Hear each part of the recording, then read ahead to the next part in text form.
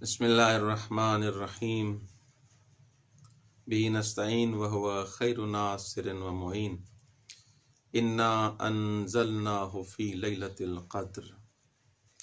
سورہ قدر وہ عظیم سورہ ہے جس کے بارے میں امام جعفر صادق علیہ السلام نے فرمایا کہ ہر چیز کا کوئی نہ کوئی خزانہ ہوتا ہے اور قرآن کا خزانہ سورہ قدر ہے۔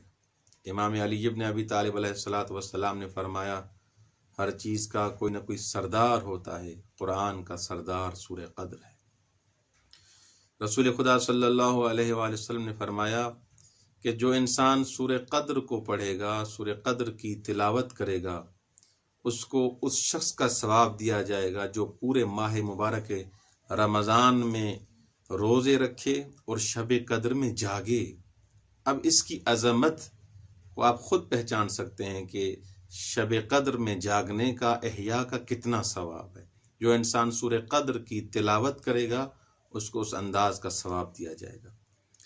سورہ قدر جیسا کہ آپ جانتے ہیں سب مکی سورہ ہے، مکے میں نازل ہوا ہے، اور اس کے بارے میں یہ بیان کیا گیا ہے کہ یہ جو ترتیب ہے ابھی ہمارے پاس جو قرآن موجود ہے، اس ترتیب کے حساب سے یہ 97 نمبر سورہ ہے، 97 نمبر سورہ ہے یہ، لیکن نزول کے حساب سے جیسے قرآن نازل ہوا ہے تو سورہ آتے تھے، اس کے بعد یہ ابھی اس انداز میں جو ترتیب نزول کے حساب سے ہے وہ ہے 25واں نمبر یہ سورہ ہے، سورہ قدر۔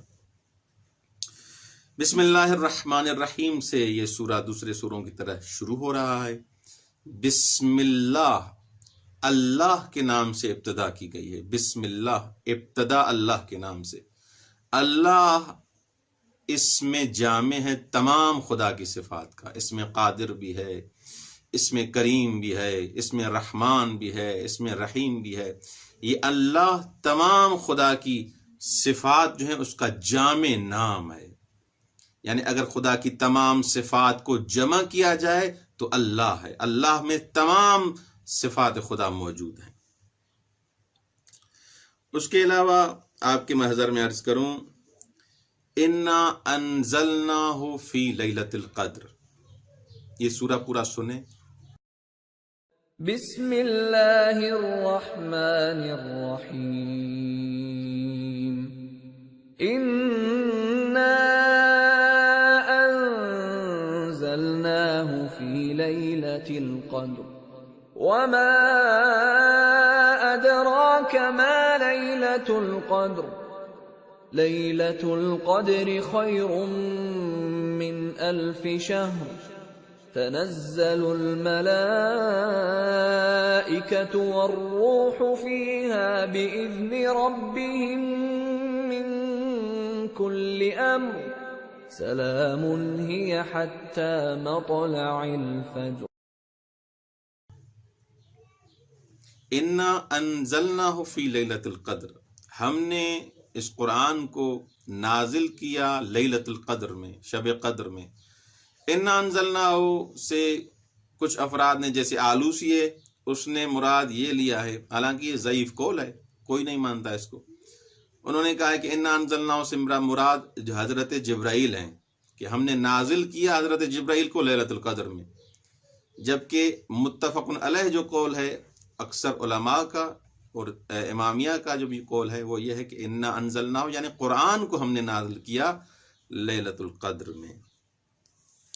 اچھا، یہاں پر ایک بات آپ کے محضر میں عرض کروں، آپ سورہ بقرہ کی جب تلاوت کرتے ہیں، سورہ بقرہ کی آیت نمبر 185، سورہ بقرہ کی آیت نمبر 185 کی آپ تلاوت کریں گے، 185، تو اس میں یہ چیز موجود ہے کہ شہر رمضان الذی انزل فیہ القرآن، ماہ مبارک رمضان جس میں قرآن کو نازل کیا گیا۔ تو یہاں ماہ مبارک رمضان کے لیے بیان کیا گیا ہے کہ اس میں قرآن کو نازل کیا گیا، اور سورہ قدر میں یہ بیان کیا جا رہا ہے کہ انا انزلناہ فی لیلۃ القدر۔ تو آپ کی خدمت میں عرض کروں، اس میں کوئی ممانعت نہیں ہے، کوئی تضاد نہیں ہے۔ ان آیات، کیونکہ ایک قرآن کی آیت دوسری آیت کی کیا کرتی ہے؟ تفسیر کرتی ہے. جیسے علامہ طباطبائی رحمۃ اللہ علیہ بھی فرماتے ہیں اور سارے بزرگان جو ہیں کہ قرآن کی ایک آیت یفسر بعضہ بعضا، قرآن کی ایک آیت دوسری آیت کی تفسیر کرتی ہے. تو اس سے یہ واضح ہے کہ انا انزلناہ فی لیلۃ القدر، ہم نے قرآن کو لیلۃ القدر میں نازل کیا. تو یہاں پر لیلۃ القدر کے لیے مہینہ مشخص نہیں ہے. شہر و رمضان کے ساتھ جب اس آیت کو ملائیں گے تو اس سے واضح ہو جاتا ہے کہ لیلۃ القدر شب قدر ماہ مبارک رمضان میں ہے. جیسے کچھ افراد کا نظریہ یہ بھی ہے کہ نیمہ شعبان یعنی 15 شعبان کی رات بھی شب قدر ہے، لیکن شہر و رمضان اور انا انزلناہ فی لیلۃ القدر کو جب آپ ملائیں گے ان دونوں آیتوں کو تو معلوم ہو جائے گا کہ لیلۃ القدر میں قرآن نازل ہوا اور وہ لیلۃ القدر ماہ مبارک رمضان میں ہے. اچھا، انا انزلنا آتے ہیں اس لفظ کی طرف. انزلنا اور تنزیل، اس میں کچھ علماء فرق کرتے ہیں. انا انزلنا یعنی ہم نے پورے قرآن کو نازل کیا شب قدر میں. انزلنا اور تنزیل کے حساب سے کچھ علماء اس کے بارے میں ڈیفرنٹ بیان کرتے ہیں. کہتے ہیں کہ اگر تنزیل لفظ استعمال ہو تو یعنی ٹکڑے ٹکڑے کتے کتے آیت آیت سورہ سورہ، یعنی ایک سورہ وہاں نازل ہوا، ایک آیت دوسری جگہ نازل ہوئی، اس کا شان نزول یہ تھا، اس مناسبت سے نازل ہوئی یہ آیت. اور انزلنا یعنی پورے کا پورا قرآن دفعتن، اس کو کہتے ہیں قرآنی اصطلاح میں نزول دفعی و تدریجی. نزول دفعی یعنی قرآن کا ایک ہی جگہ نازل ہو جانا، اور نزول تدریجی یعنی مختلف مواقع پر مختلف جگہوں پر قرآن کا نازل ہونا. تو یہاں پر انا انزلنا جو استعمال ہوا ہے وہ اس معنی میں ہے کہ یہ نے پورا قرآن شب قدر میں نازل ہوا. یعنی قرآن کے نزول دو ہیں، ایک نزول شب قدر میں ہے، قدر کی رات ہے، اور دوسرا جو نزول ہے یعنی مختلف مواقع کے حساب سے. پہلی دفعہ قرآن ایک پورا کا پورا نازل ہو گیا شب قدر میں، اور مختلف مواقع کے حساب سے شان نزول جو آپ پڑھتے ہیں کہ یہ آیت وہاں نازل ہوئی، یہ سورہ وہاں نازل ہوا، اس انداز سے بھی یہ قرآن نازل ہوا. لیکن ایک عالم دین فرماتے ہیں کہ انزلنا اور تنزیل جو آپ فرماتے ہیں کہ انزلنا دفعی کی طرف اشارہ کر رہا ہے اور تنزیل جو ہے تدریجی کی طرف وقتاً فوقتاً کی طرف اشارہ کر رہا ہے، اس کے لیے وہ بیان فرما رہے ہیں کہ یہ ضروری نہیں، کیونکہ عرب میں یہ بھی پایا جاتا ہے کہ انزلنا اور تنزیل میں اس کے برعکس بھی استعمال ہوا ہے. انزلنا تدریج کے لیے استعمال ہوا ہو اور تنزیل جو ہے وہ دفعی کے لیے استعمال ہوا ہو. بہرحال علی کل حال یہ اقوال آپ کی خدمت میں ہم نے پیش کر دیے. اس سورہ میں سورہ قدر میں 5 دفعہ شب قدر کا ذکر ہوا ہے، 5 دفعہ سورہ قدر کا ذکر ہوا ہے. انا انزلناہ فی لیلۃ القدر، ہم نے قرآن کو نازل کیا شب قدر میں. ایک، وما ادراک ما لیلۃ القدر، آپ کو کیا پتا کہ لیلۃ القدر کیا ہے. 2، لیلۃ القدر خیر من الف شہر، لیلۃ القدر 1000 مہینوں سے افضل ہے. 3 دفعہ شب قدر کا ذکر ہے. تنزل الملائکۃ فیہا، فیہا جو عربی جانتے ہیں یہ ضمیر ہے اور اس کا مرجع شب قدر ہے، ملائک نازل ہوتے ہیں شب قدر میں. اور نمبر 4 سلام ہے، یہ ہے کا مرجع بھی شب قدر ہے. تو روایات میں ہے کہ شب قدر 19 کو بھی آپ جاگیں، 21 کی رات کو بھی، یعنی 19 کی رات شب 19 میں رمضان، شب 21 یعنی 21 ماہ مبارک رمضان، اور شب 23 یعنی 23 ماہ مبارک رمضان. ان 3 راتوں میں آپ کیا کریں، شب قدر کے عنوان سے ان کو منائیں، جاگیں، خدا سے دعائیں مانگیں.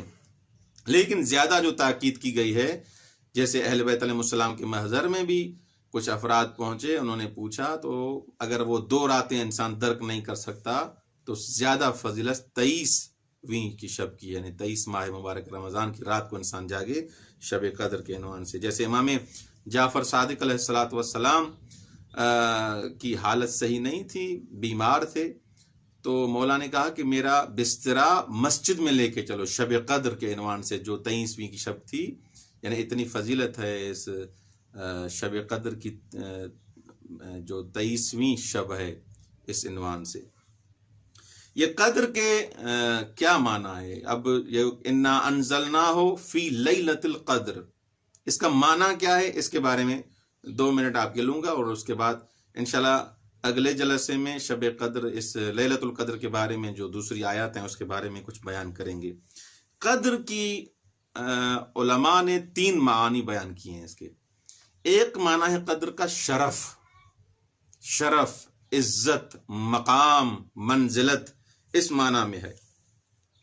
دوسرا جو معنی ہے قدر کا وہ ہے اندازہ گیری، معین کرنا۔ مثلا رزق معین کیا جاتا ہے اس رات میں شب قدر میں یہ معین کیا جاتا ہے کہ کب کون مرے گا اور اس کی زندگی کتنی ہے، اس کو رزق کتنا ملے گا، اس کو بیٹا ملے گا نہیں ملے گا، یہ معین کیا جاتا ہے۔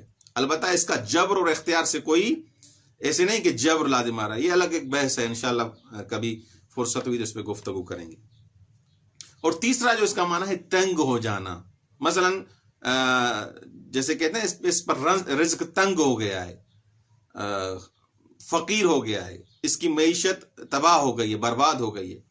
تو ان ومن قدر علیہ رزقہ، یعنی جس کی معیشت، جس کا اقتصاد، جو دوسرے الفاظ میں، آسان الفاظ میں کہوں، جو فقیر ہو گیا ہے۔ تو ان 3 معناؤں میں استعمال ہوا ہے، اور یہاں پر جو قدر سے مراد ہے وہ عظمت، شرافت اور بزرگی ہے۔ والسلام علیکم